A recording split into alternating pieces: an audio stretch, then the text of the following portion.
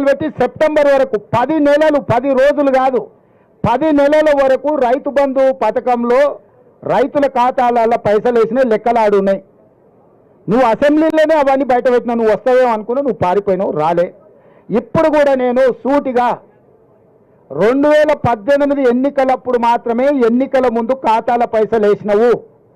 ఆ తర్వాత ఏ రోజు కూడా 4 నెలల నుంచి 10 నెలల సమయం తీసుకున్నాడు రైతు బంధు పథకాన్ని వేయడానికి.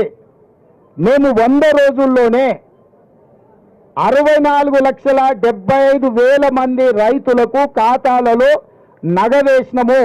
మొత్తం ఉన్నదే 69 లక్షల మంది రైతుల ఖాతాలు. ఆల్రెడీ 65 లక్షల ఖాతాలలో రైతు బంధు పథకాన్ని పూర్తి చేసినాము. నేను సూటిగా చంద్రశేఖరరావు గారికి సవాలు విసురుతున్నా. అధికారిక లెక్కలు ఉన్నాయి. 64,75,581 రైతుల ఖాతాలలో రైతు బంధు పథకము మేము వేయడం జరిగింది. ఇక మిగిలింది 4 లక్షల చిల్లర మాత్రమే. ఒకవేళ ఈ లెక్కలలో తప్పులు ఉంటే మీరు ఏ శిక్ష విధించినా మేము ఆ శిక్షను అనుభవించడానికి సిద్ధంగా ఉన్నాము. మేము చెప్పిన లెక్కలు నిజమైతే తెలంగాణ రైతాంగానికి నువ్వు ముక్కు నేలకు రాసి క్షమాపణ చెప్తావా అని చెప్పి నేను వారిని అడుగుతున్నా. ఇక విద్యుత్ గురించి మాట్లాడాను. ఆయన సూర్యాపేటలో మాట్లాడుతుంటే మైక్ ఆగింది. అసలు ఎంత సిగ్గులేనోడు అంటే నేను మళ్ళీ విద్యుత్ అధికారులు అడిగిన.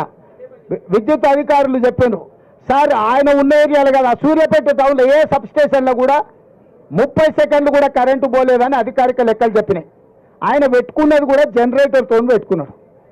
ఆయన పెట్టిన మైకు ఆడ పెట్టిన సమావేశాన్ని కరెంటు కనెక్షన్ లేదు, జనరేటర్ కనెక్షన్ ఉంది.